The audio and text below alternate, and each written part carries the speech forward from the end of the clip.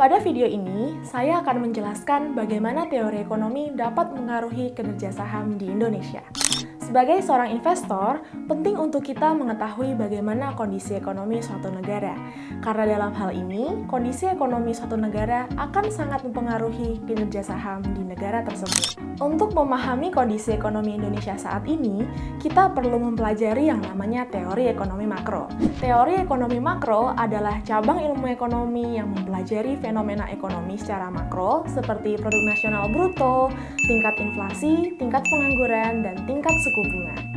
Kondisi ekonomi yang baik seperti tingkat pertumbuhan ekonomi yang tinggi, tingkat inflasi yang rendah, dan angka pengangguran yang menurun dapat meningkatkan kinerja saham di pasar saham Indonesia.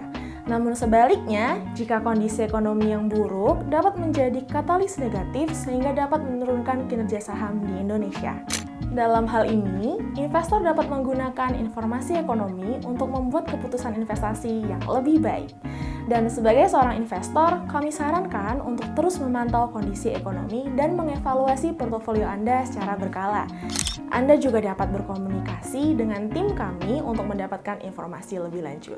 Terima kasih telah menonton video pembelajaran mengenai teori ekonomi dan hubungannya dengan kinerja saham di Indonesia. Semoga video ini dapat membantu Anda membuat keputusan investasi yang lebih baik.